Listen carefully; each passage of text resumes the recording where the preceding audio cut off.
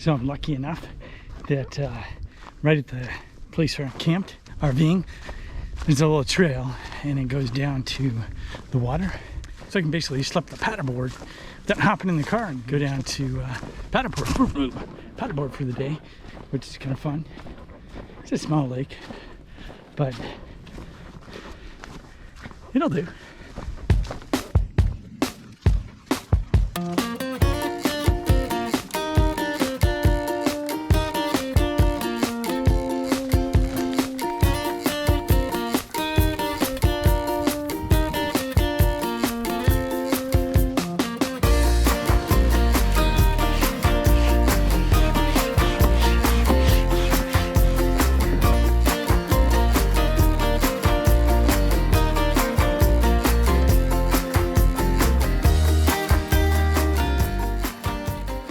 It's a nice lake. It's good for paddleboarding.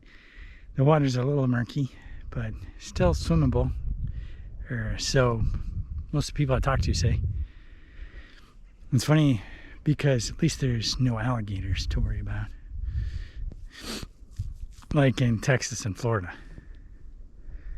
It's nice and peaceful and there's like 2 people fishing, that's about it.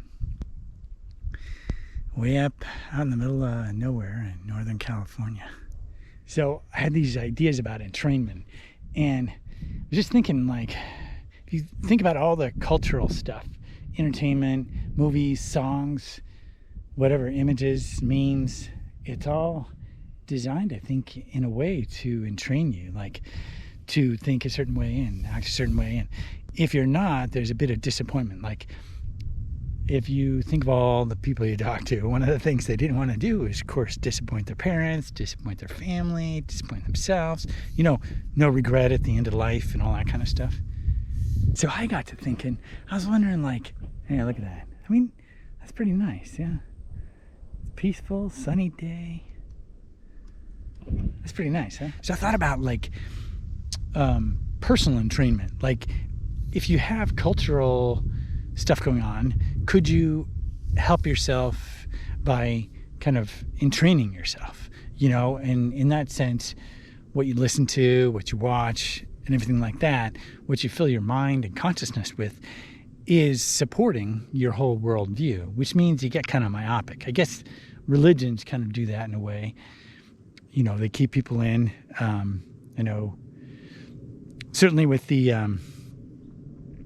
Amish and other groups, there's a sense of keeping people, you know, within their culture so they retain their habits, their way of life and things like that. And I think that was one of the things, you know, with the Native Americans, their whole culture was destroyed through schooling and through separating people from their family. And I just think that it's an ongoing thing. It wasn't just Native Americans, it's all of us. We wake up and expect things kind of will be a certain way, or it has to be a certain way.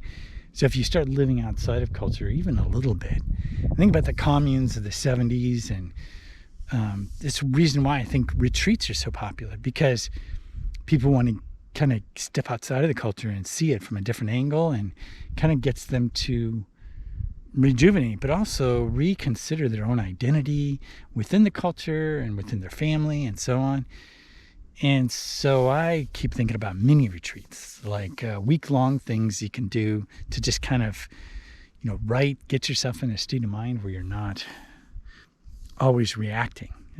I think that's the biggest part, is the reactionary, like always these knee-jerk reactions to what's going on, getting people to be scared and manipulated and so on. But I thought about entrainment, and I think it's a good exercise to just go, you know, the songs I'm listening to, the stuff I'm watching, what's behind it? You know, what's the underlying message? What does it reinforce? It's not like you have to be a monk or anything, but geez, I just think even full-time RV living or van life, I mean, there people that do that are considered homeless, right? And yet, when you look at a lot of the intentionality, I mean, if you do it intentionally and you really work at it, you can make it a lifestyle that's much more free and independent than in the usual. I just wonder sometimes, you can take retreats, but then what happens when you're done with them? That entrainment comes back. It's that tuning fork that goes out of tune again.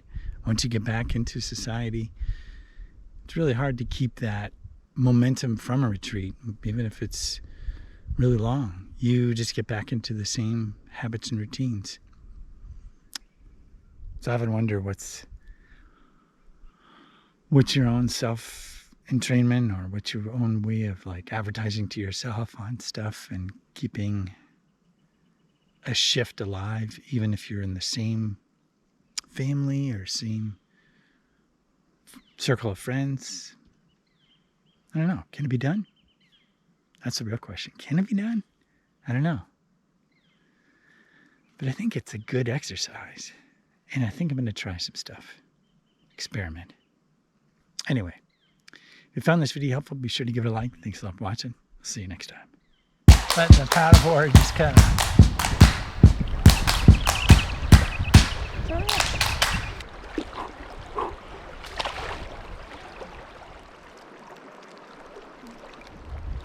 This is how to spend a nice sunny afternoon.